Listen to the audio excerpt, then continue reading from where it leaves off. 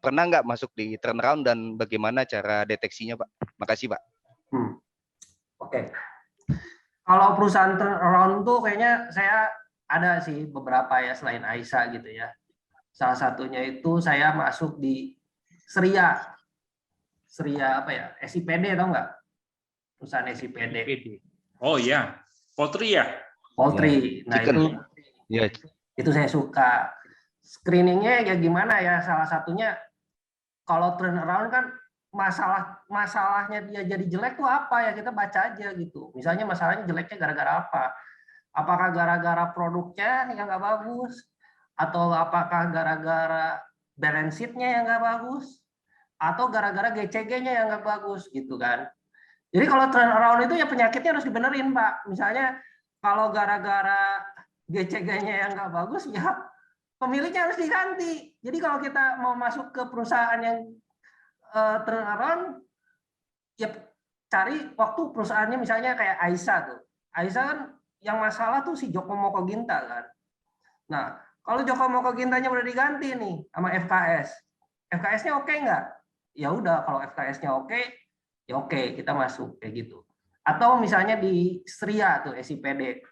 SIPD kan dulu perusahaan busuk juga itu, Pak. Gitu kan. Tapi kan udah gitu dibeli sama Gunung Sewu, Pak. Nah, Gunung Sewu kan perusahaan oke itu, Pak. Gitu. Ya udah, kalau gitu gua mau masuk gitu. Kalau udah ganti pemilik, kalau memang masalahnya di GCG-nya gitu, Pak. Gitu. Nanti dari GCG-nya itu bisa nggak benerin yang lain-lain, misalnya produknya dia benerin, apanya dia benerin. Gitu. Kurang lebih gitu, Pak. Oke. Makasih, Pak ya. Ya. Mantap ya. Jadi sesuai dengan kondisi ya. Ya, sesuai dengan kondisi. Ya, mantap, luar biasa. Nah, kenapa Aisyah nih? Karena saya tuh punya pengalaman di Mayora, Pak. Oh. Nah, jadi saya suka Aisyah. Ya, Aisyah itu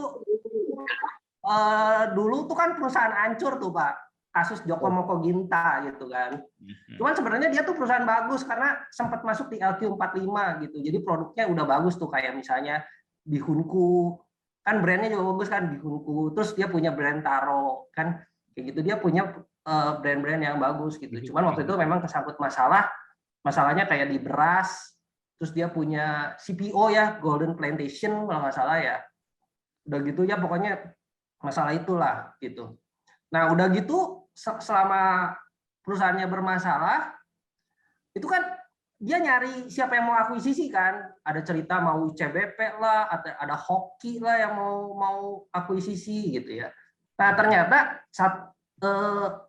FKS ini sebenarnya menurut saya dia udah lama ngincar ini perusahaan. Karena Lim Auseng itu sebenarnya kan orangnya FKS. Dia di FKS Multi Agro dulunya.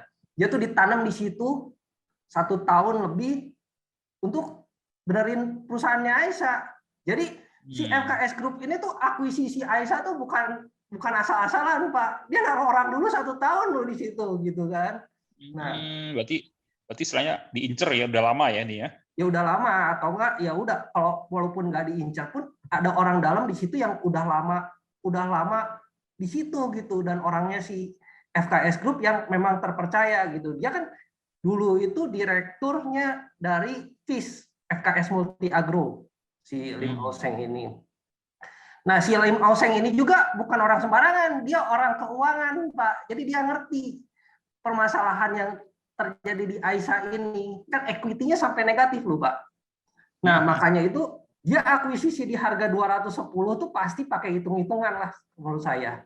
Kayak gitu. Nah, udah gitu kalau kita beli Aisyah itu jangan kita lihat beli perusahaan TPS Food, tapi kita lihat rantai keseluruhan dari FKS Group. Karena FKS Group itu dia punya dari hulu sampai ke hilir. Hilirnya ini aja yang nggak punya. Nah, hilirnya ini adalah si Aisyah-nya ini. Nah, ibarat kata kalau di Indofood itu kan ada tepung, ada apa segala macam, tapi kan ujungnya itu ICBP. Ujung tombaknya kan ICBP gitu. Nah, kenapa sih FKS ini menarik. Menurut saya sih FKS tuh hebat banget gitu. Perusahaannya perusahaan bagus. Memang kayaknya nggak terkenal gitu. Cuman perusahaan bagus dia. Terus dia punya kerjasama sama Toyota, Pak. Jadi kalau kita lihat perusahaan FKS lain ya, misalnya kayak Bunga Sari gitu, dia tuh punya sistem produksi yang benar-benar lean gitu, Pak. Jadi apa lean, paham ya? Jadi efisien gitu, efektif gitu. Jadi efisien gitu. Karena dia pakai mesin-mesin dari Toyota, Pak, produksinya. Nah, seperti apa tuh? salah satu perusahaan FKS yang produksi konsumer tapi belum N ya, tepung namanya, itu tepung Bunga Sari, Pak. Nah, pabrik tepung Bunga Sarinya itu produksinya hampir nggak ada orang, Pak. Nggak pakai orang sama sekali. Udah gitu dia punya tim R&D yang hebat gitu, Pak. Tepung Bunga Sari ini mau dibikin tepung kayak apa dia bisa. Berarti kan tim R&D-nya hebat. Nah, udah gitu tepung Bunga Sari ini ternyata lebih bagus daripada Bogasari loh, Pak. Kayak gitu. Jadi saya udah survei itu kayak ke tukang pukis. Terus kebetulan saudara saya juga distributornya produk FKS. Terus paman saya juga bikin roti pakai tepung kan. Dan ini semua bilang produknya dari Bunga Sari itu lebih bagus. Tapi Bunga Sari itu bukannya Aisyah ya, tapi masih satu rangkaian dari FKS Group. Nah, saya jadi ngelihat bahwa si Aisyah ini bakal dibikin jadi suatu perusahaan yang bakal sama bagusnya sama si Bunga Sari gitu. Nah, jadi itu saya juga lihat ternyata bihunku tuh udah produknya udah diperbarui. Jadi kalau Bapak nanti lihat ya di YouTube ya, di YouTube kan ada reviewer ini kan. Kalau misalnya orang kampung gitu kan nggak mungkin di endorse, bener nggak, Pak? Nah, dia kan ngebandingin, oh super bihun dan bihunku misalnya. Oh, kalau bihunku tuh nggak lebih cepat potong loh ternyata bihunnya misalnya. Nah, terus kendalanya satu, si FKS tuh waktu itu, si Aisyah itu adalah dia tuh kan mainnya belum pernah main di consumer gitu, kayak snack gitu kan belum pernah sebelumnya. Jadi metode pemasarannya tuh beda gitu secara bisnis kan.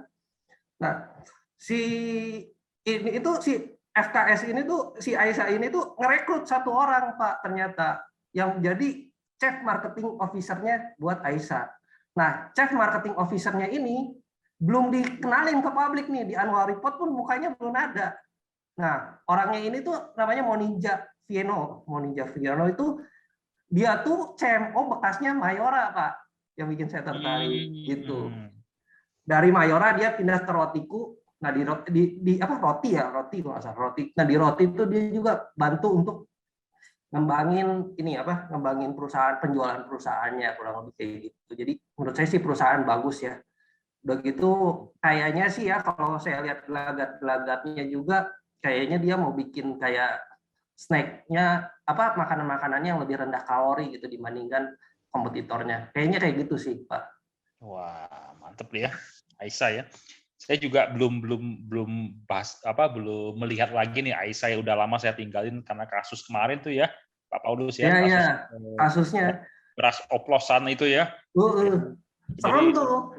Publiknya rame kan, Pak? Sempat suspend berapa lama tuh ya? Jadi. Iya, suspend. Jadi saya nggak lihat lagi. Nanti kita mungkin lihat lagi ya teman-teman ya, silakan. Mungkin dari Aisyah ini Pak Paulus berapa persen nih posisi di Aisyah nih dari portofolio nih? Nah, kalau saya ngatur portfolio itu ya Pak ya,